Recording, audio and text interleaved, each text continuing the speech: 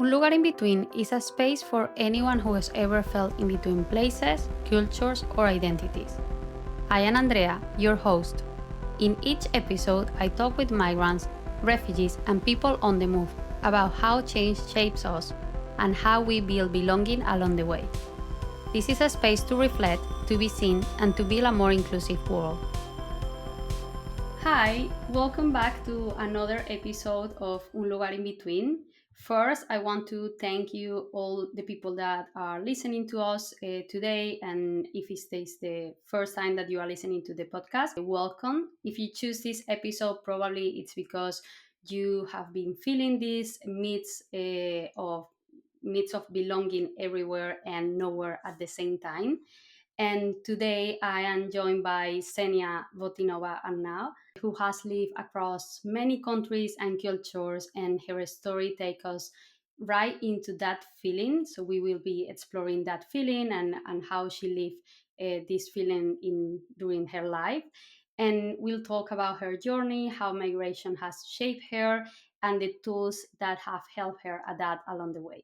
Hi, Andrea. Thank you so much for having me. I'm excited. Always we start with this question. If you have to introduce yourself without mentioning your profession or using any labels, where will you start? This is a great question. I was thinking about it over the weekend. I would say that I am the citizen of the world who believes that you are absolutely capable of designing your life on your own terms. Wow, that's so good, like introduction. I really like that reflection, and I know like always this question is very difficult for people. So if you could think about it like for a few days, it helps to reflect as well. So that's such a beautiful way to start the podcast. And when you think about your life choices so far, what values or belief do you feel have been guiding you through that? If I look back at the past probably 25 years of traveling the world and living in 7 different countries, I think the key value that shaped all my decisions and my life choices is probably freedom. Freedom of time, freedom of movement, freedom of choice, freedom of speech. I would think this is just really the top one.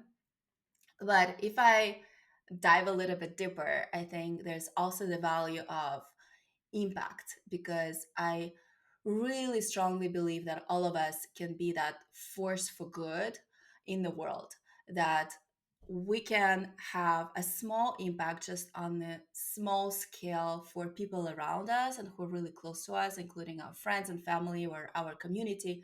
And we also can have a larger impact on the world with the different choices that we make in life and the different decisions that we make, like where we decide to invest our time. So I think this one is really big for me. And I love this label, Force for Good, that I first heard from my business school in INSEAD. As they launched this campaign, and has completely adopted that. And then lastly, I also feel like, especially in the past 10 years, I've been really driven by the values of joy and passion, because I just believe that we live once and we better be having fun in our life, and we better be creating and designing that life on our terms that creates joy and passion in our life, and spending our time, which is finally our most precious resource, focusing on things that bring us joy. They are like very very good and strong values, I think. And also I think it talked about self-awareness, like because I think it needs to be we need to be very self-aware about our impact, and as you say, in the day by day actions, but also like in like how can impact bigger in the systems to change the systems. And talking about joy, I would like to ask you, beyond these values, no matter where you are, what is that brings you joy or keeps you grounded? I think I have uh, a light answer and a more serious answer. With which should I start? I both are good, or like what you prefer.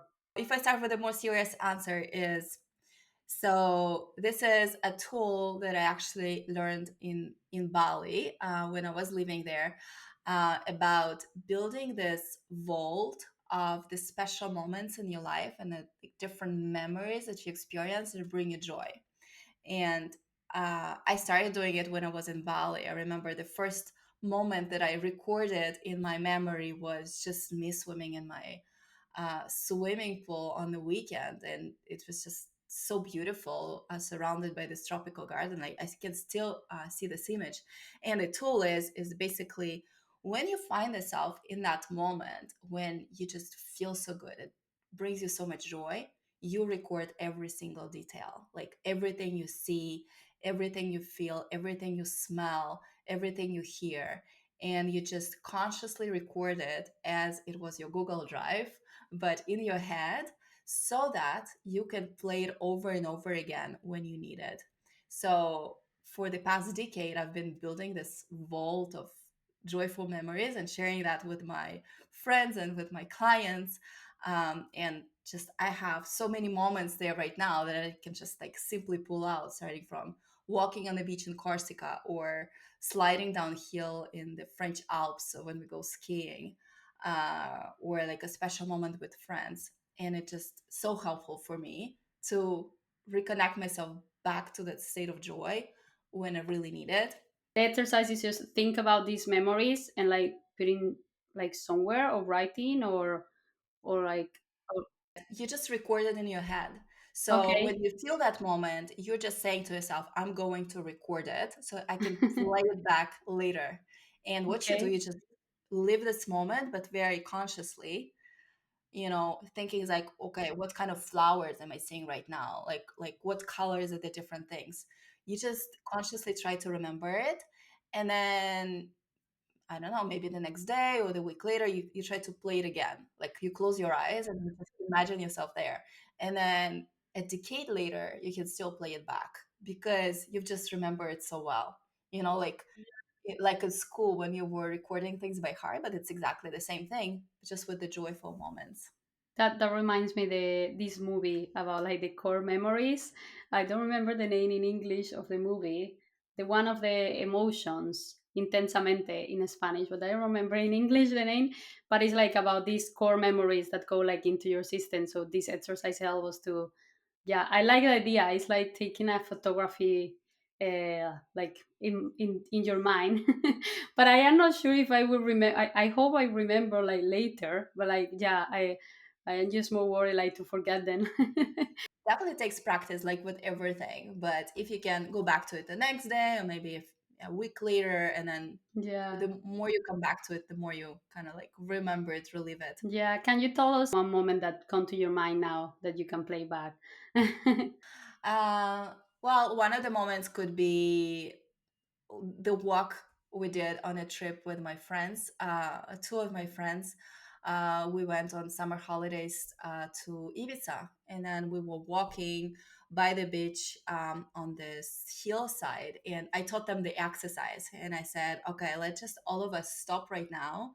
Look how beautiful it is. Look how happy we are, and just like spend 1 minute, no talking, just recording the moment." And I know that they still remember the moment because we just so consciously anchored it in our mind. So that's one of them. I will do it definitely. And what is the other one that you say like it's the lighter tool? Oh, the lighter, the easy answer would be things that bring me joy is obviously my family and the people who I love, plus walking in the nature and eating ice cream. It's good because it's like I asked this question because there are like some things that could help us to, yeah, keep grounded, and when we realize about them is it can bring us joy like easily. But we need to be aware again about all of this. So now I would like to go deep into your story. So you mentioned you live in 7 countries.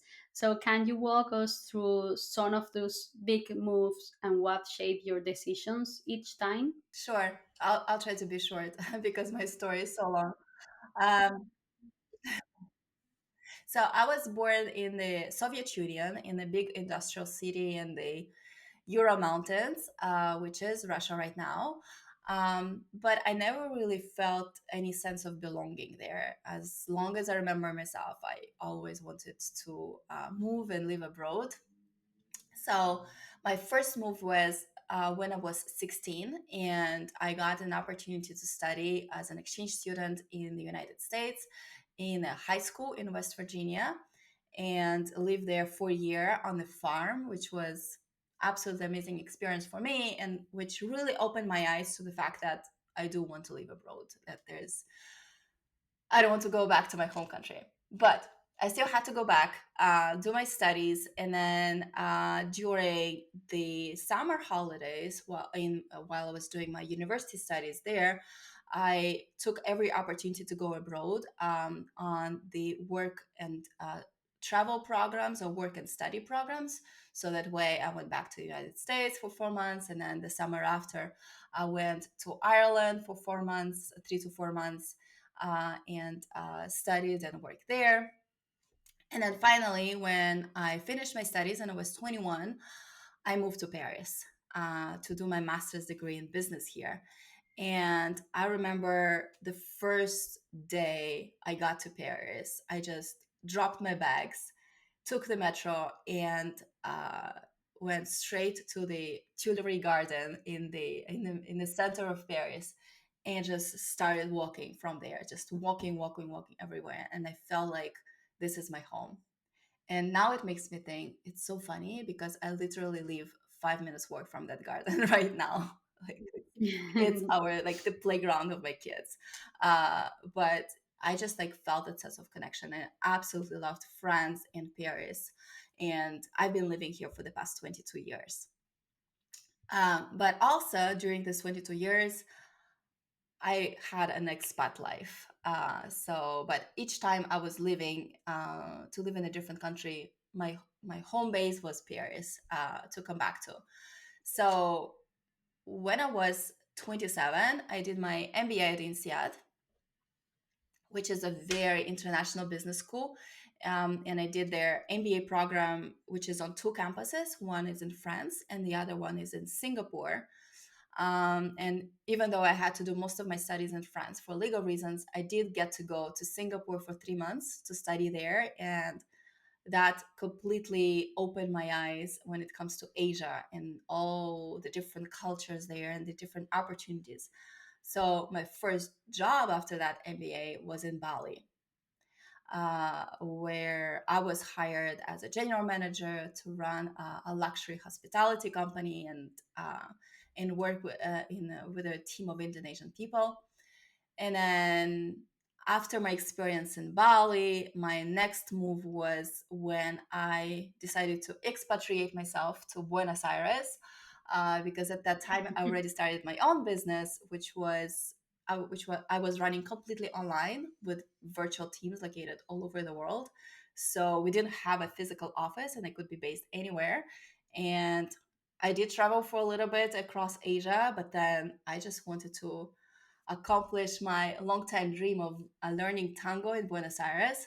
So this is where I went and lived there for 2 years until I finally came Oh, back to Paris, and this is where I'm based now. It's my home, and I have my family here now. So it's a little bit more complicated now to travel when you have kids, but yeah, I felt like in the past 10 years I've just traveled so much and lived in so many places that it just was an amazing yeah. period in my life. Yeah, yeah, yeah. I mean, it's very brave because I think, yeah, you had the opportunity to travel all these places and live all these places, but you took this opportunity and you decide to move and you decide still changing and trying different countries, like very different countries. And I want to ask, like, if you still dance in tango in Paris or Great not. question. I was dancing for a long time. Unfortunately, I'm not dancing anymore, but I have a 6 months old, so it's difficult to do Yeah, I anything at know it's. all. I hope I'll get back to it very soon. Yeah, yeah, I can imagine. But yeah, it's something like still with you, so that's very nice. And you mentioned like when you arrived to Paris for the first time, you realized that it was your home or you feel at home. But there is like it was a realization at that moment, or now when you think in retrospective, you feel like, oh, that feeling, it was here in Paris at that from that since that moment. Mm, yeah, good question. I think when I just arrived to Paris, to me it was my home. But then I think at some point, and I was in my mid 20s, I felt bored, right? I wanted to go somewhere else. So obviously, when I had an opportunity to go study in Singapore, I took it. And then I think doing this MBA at INSEAD, it was such an international experience that I saw like so many of my classmates just moving countries and just being the citizens of the world. Like there's no limit. Like, oh, you want to send me to Brazil, I'm going to go to Brazil. You want me to stay in Singapore, I'm going to stay in Singapore. It was just so easy for everybody to move that I was very excited about this lifestyle. And I think at that point in my life, I felt like there were no limits. I can make my home anywhere, and this is the intention with which I took my job in Bali. I thought I'm going to stay there for a long time and have my family there and maybe build my home there, which did not work out exactly as I thought because I didn't really I still wanted to be home in Paris. And then when I moved to Argentina, I kind of felt the same way, that maybe Argentina is going to be my home. So I think my realization of actually my real home came from the fact of this years that I was traveling in Asia and in South America. Is, when people were asking me where you're from, I would say I'm from Paris. This is where my home is. Yeah, it's very interesting because yeah, I'm living in all of these like different places, and answering that question, I know it could be very hard. And do you think you will still move in or travel in the future, like when your kids grow a bit, or you feel like now you will stay in Paris?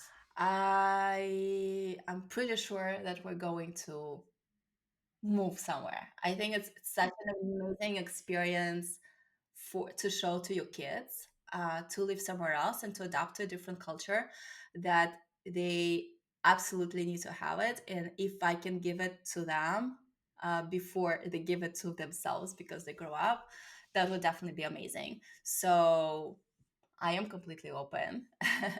And also my kids are speaking three languages at home, Wow. so they are completely capable of moving countries if we need to. There is something like it was still in your bucket list, like a country or a place, if like as you mentioned, like you wanted dance tango and you went to Argentina. So if there is something else that is still there, like to take, like to pick up in the future. Oh, this is such a great question. I didn't really think about it. I have my huge bucket list of countries I still want to travel to. Like, I don't know much of Africa, and I haven't been to Japan. Um, but then, in terms of the countries to live in, I think that would be something tropical because I really like it when it's warm. Okay, nice.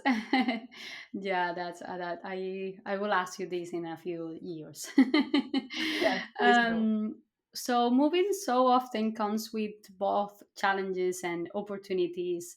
So, what would you say was the hardest part of moving between so many different places, and what was the most liberating, or the most Mm. important or opportunity into that?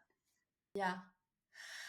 I think the hardest part of changing countries is all the people that you're leaving behind, because you come into the country and you create your own circle, your own community, friends, people who support you, you share memories, you and I like to create like very deep meaningful connections with people. Like when I don't make just friends who are just acquaintance. Like we share real stuff, and that makes us real close. And then when you're moving on and changing in the country again, it's can be very heartbreaking because you've just built those relationships. And even though you can still keep in touch with people like WhatsApp and Zoom and everything, and even visit each other once in a while, it's never going to be the same. So I think there's this sadness of leaving people behind, which is probably to me was the biggest challenge. Kind of like knowing that that stage of your life is over. Like that is over. Something new is going to come, but you know, it's Yeah. never going to be the same. I don't know if you can relate. Yeah, I think I can relate. I was thinking like the first time I moved from Venezuela.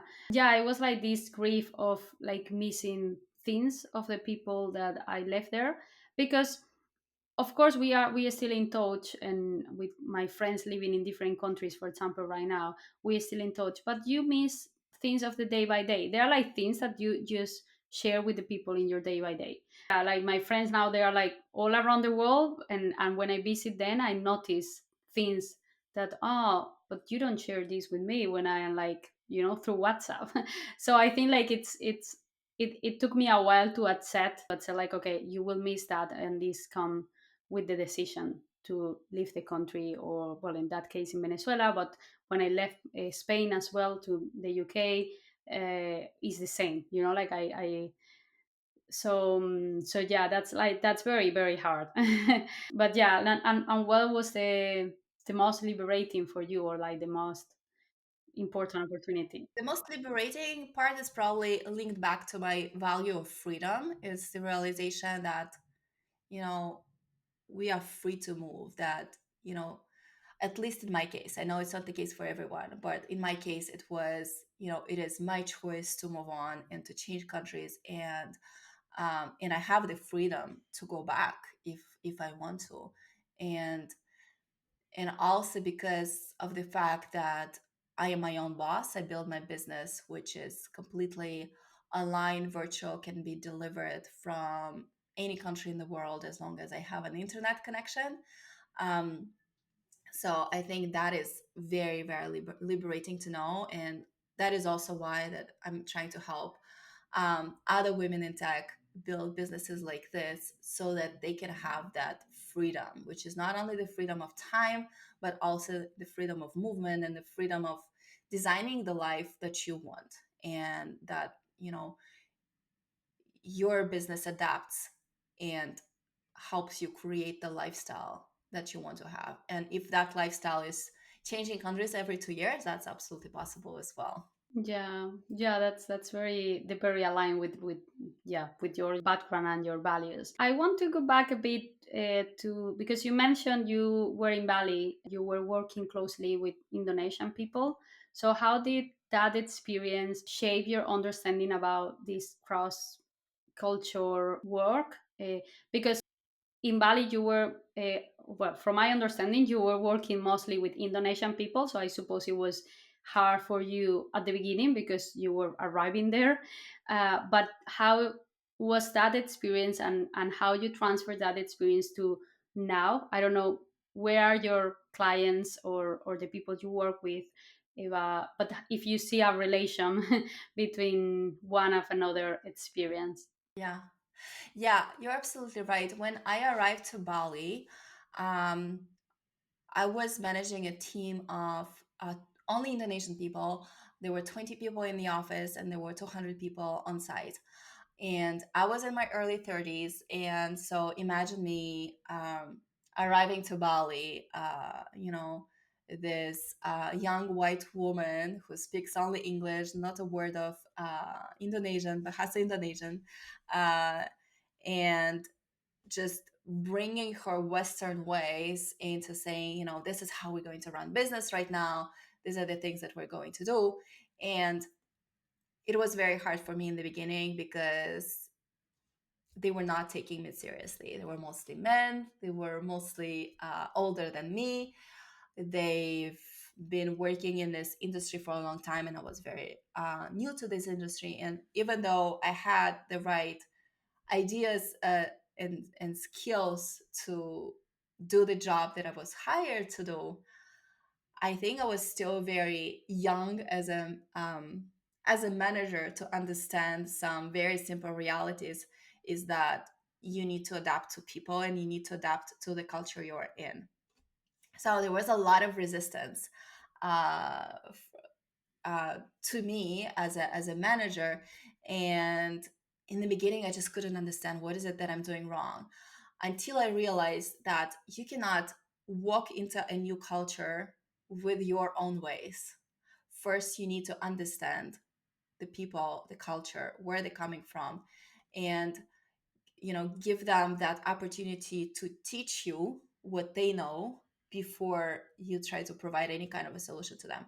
So this was my big aha moment, my big realization that the problem was not them, it was me. So I took the time to study the culture, to speak to local people, to speak to my colleagues, my Indonesian colleagues, and incentivize them to teach me what they know. And one of the things that I did, I decided that I'm going to invite everybody for lunch every single day.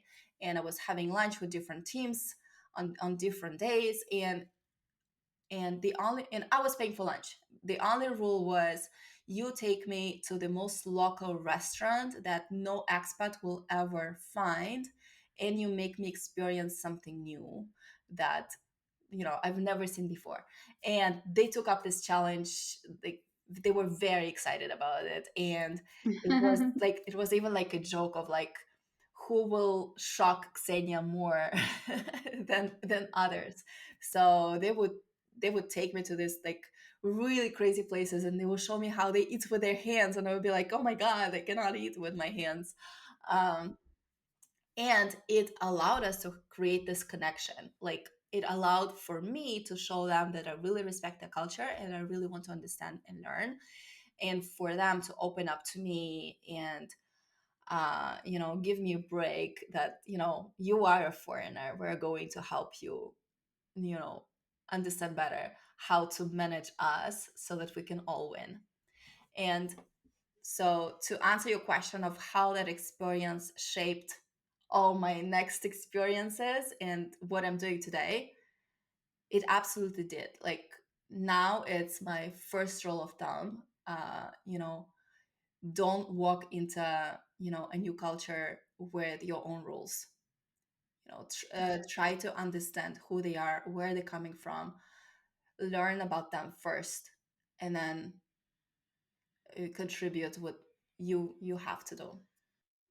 Yeah, I think yeah, this is very true, and I completely agree because I think in our cultures we have like this thing like we want to is like contribute straightforward, so it comes from a very good intention.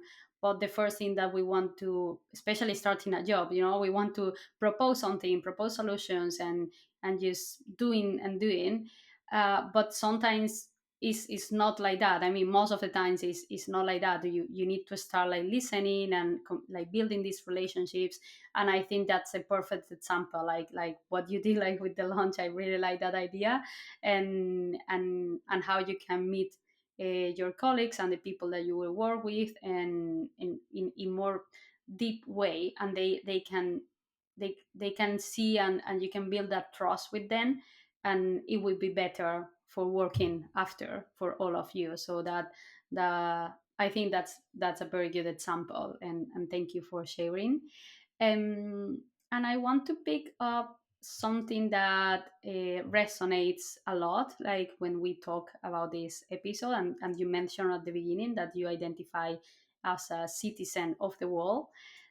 So it's about this feeling of being from everywhere and nowhere at the same time. And it's sometimes something that many migrants and refugees and expats talk about. Some describe it as a freedom, like as a feeling of freedom, and others describe as disconnection. So, how is this feeling for you now, and how has evolved during your life? Like this feeling of belonging everywhere and nowhere at the same time. Yeah. I think the more countries I changed, the bigger became that, the stronger became that feeling of not knowing anymore where do I belong exactly. And I think I felt it the strongest after I came back to Paris after all my expat years, and then because when I was living in Bali or when I was living in Argentina, it was very clear for me that my home is Paris. But then I came to Paris and that's it, that's my home. And I would be asking myself, but is this really it? Like, is this really my home? Because now that I'm here, I also realize that a part of me is still in Argentina, and a part of me is still in Bali, and a part of me is still in Singapore, and a part of me is still in the US.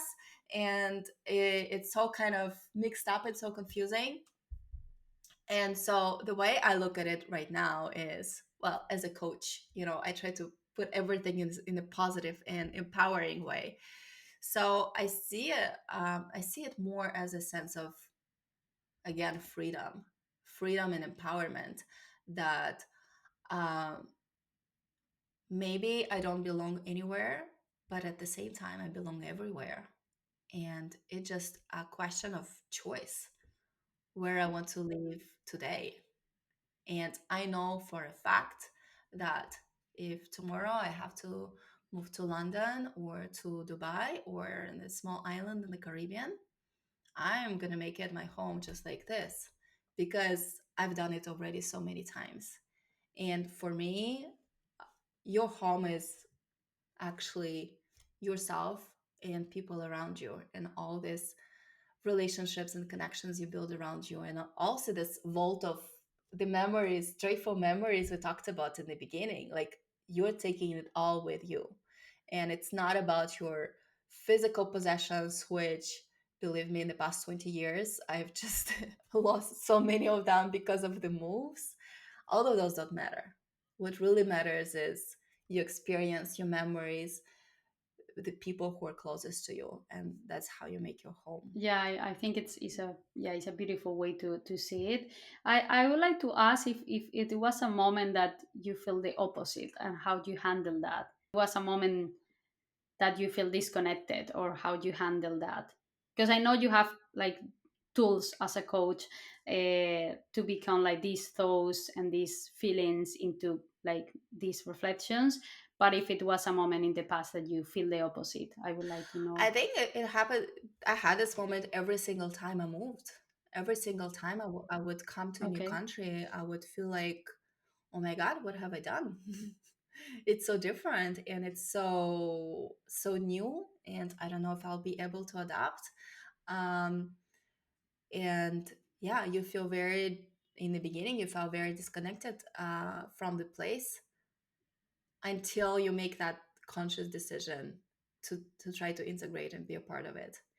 And for me, okay, as a coach, I love to give giving tools, but to me, the first step I would always do is, again, connecting with the local people who are there and hearing their stories and nurturing that compassion in yourself for the people who surround you. And I know that at this point in life, I cannot connect with almost any person in the world, no matter their cultural background or level of education or the experience in life, because I just have that very deep desire to understand them and to understand their story, and really, send them love and be compassionate about it. So I can find myself, having conversations with a farmer in Indonesia with my very basic level of Indonesian language of Bahasa Indonesia at the time, because I wanted to understand what their life looks like, what is important to them, like what drives their days. And I think that is just so enriching for us. And it's the only way to be able to integrate. I would like to also ask if do you think belonging is something we find in external people or places, or something we create for ourselves, or is it a combination for you? Well, to me, I think it's all inside of us. It's all internal. Sometimes it could be just a simple decision that's it, that's my home, I belong here. And sometimes, I mean, I know people who've been living in Paris for 20 years and they still don't feel like it's their home. They still feel American, or they still feel Bulgarian or Serbian, and they still take every single vacation day to go back to their home country and kind of keep the presence there as that's their home, and decide that France is not their home. And I know other people like me who would just make this decision that that is it, that is my home, and just live it fully. So I really believe that it's within ourselves, just as everything else. And my favorite phrase when I work with my clients is, all the resources that you need are within you. And I deeply believe that, and I deeply believe that it's all in our head and in the power of our own decisions. For me, it's more like a combination, like between like how there are like places more welcoming, and like it's easier integrate and adapt to these places or communities. But also, I think, as you say, you need to find the tools and the resources inside you, and and make that effort to adapt to like these different places. And what are some tools or practices that have helped you adapt in new environments? What would you recommend? You mentioned already the one in Bali, but if you have other Yeah. tools. Well, yeah, I think it goes very well with what you just said. I think it's some of the key tools that work for me when I move to a new country and integrate is definitely finding a supporting community around you. Like, people you can spend your free time with. This is so important. You don't want to be isolated and be there all by yourself. And it does take time to build this, but it is possible, and I've done it so many times. Um, so, and there's so many ways to do it. Like, there's so many networking events that you can go to. There's so many expat groups. There's like lots of things on the meetup and the international communities. And that's actually how I met a lot of my friends, just networking like crazy in the beginning. And I think the best thing that you could do is to find like an informal mentor in that place. So somebody who can you can really relate to, because this is the person who also moved to this country, but he or she moved earlier than you, so already has all the shortcuts to how this place works, what people are like, the do's and don'ts in this place, just to make your integration easier. Sharing their own experience and their own mistakes, so that you can have that shortcut. So I think this is very important. And then the thing lastly is creating your routine. Like, I believe that routines are important. So when you know exactly how you want to design your day in this new place, um, and maybe have this routine as close as what you used to have before, if that routine worked for you, that's another way to feel at home. Because finally your day doesn't really change that much, except that it's in a new environment, and obviously you probably want to integrate some new things that are good about that place from that environment. But that still allows you to feel more like you know more like before, like that there's not such a huge change compared to what Yeah. it would be if everything is completely new. Yeah, I think it's true. I think like the part of the routine, I discovered like this not long time ago, like about the importance of these habits and routines in our daily life. Because yeah, like that give you this grounding feeling, and like feel like you are in control of your days, no Yeah. matter where you are. So yeah, that's like, and I think related to that, I was talking with someone in the last days about like these habits, or routines that like easy to make in any place, like how you get like into that. Because if you choose like something very difficult, or something that depends only if you are, I don't know, there at 5 a.m. in a specific place. When you move there, you will be like lost. So yeah, I don't know, I was reflecting about this in the last days. We were talking about sports and like Yeah. how running, for example, works very well because you can do it everywhere, no matter if you're traveling, if you are moving the country or something like that. So but yeah, I think it's very important, this thing about the routines.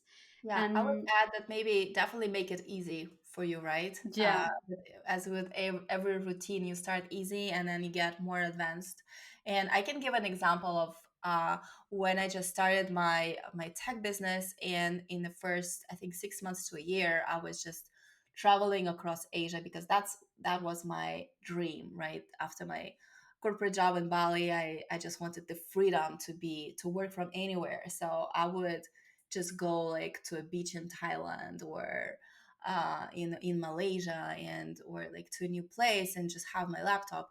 But I knew that I need to have a routine, and I knew that my routine is I wake up, I do my yoga, then I have breakfast, then I work on my business 9 to 12, then I go and discover new places for lunch, and maybe like I have my afternoon free just to discover the place I'm in. Because I find out that as a digital nomad, if you keep on traveling and working at the same time, if you don't have a specific structure, a specific routine of your day, you feel like you're missing out all the time. You're not investing enough time in your work, and you're missing out on discovering the place you're in. So if you have a routine that like, this is my space for my time for work, this is my time for discovering the new place, and this is like my morning setup routine to make sure that no matter where I am, I can be like, I can keep my usual routine and have a great start of the day. For me, it was yoga. For some people, that's running or something else. So meditation. There's the the choices are limitless, right? But I think it's very important to have that structure and try to stick to it as much as you can. Obviously, sometimes you cannot because you might be traveling or something else, but Yeah. that's a good rule of thumb, I think. Yeah, and it's important that you mentioned that, because I think like people imagine the lives of digital nomads, like I don't know, like very flexible all the time. But actually, no. Actually, it also has a structure that works for you and works for the people living the same lifestyle, and yeah, and how they combine, like how you combine like this flexibility with this structure is just is a different structure than like the traditional one.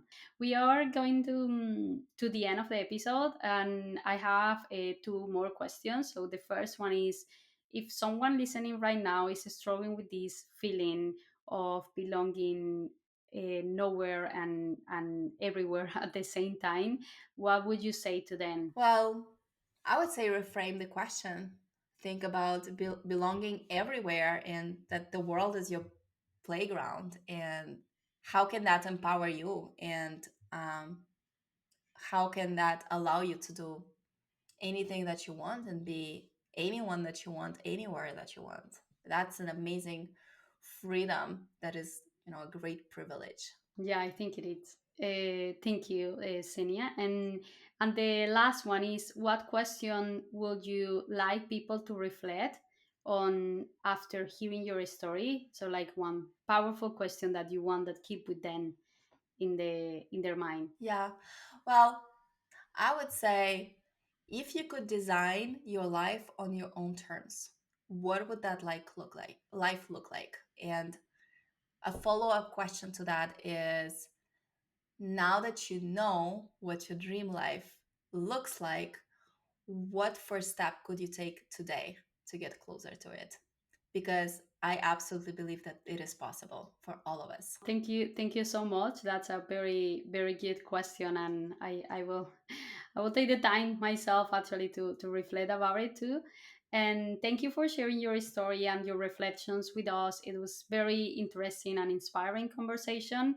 Is such a reminder that belonging doesn't always have a fixed place, and sometimes it's something we carry, we build, and reshape as we go. So Thank you so much, Ksenia. And to everyone listening, thank you for being here. If this episode resonates with you, share with a friend and let us know your reflections as well.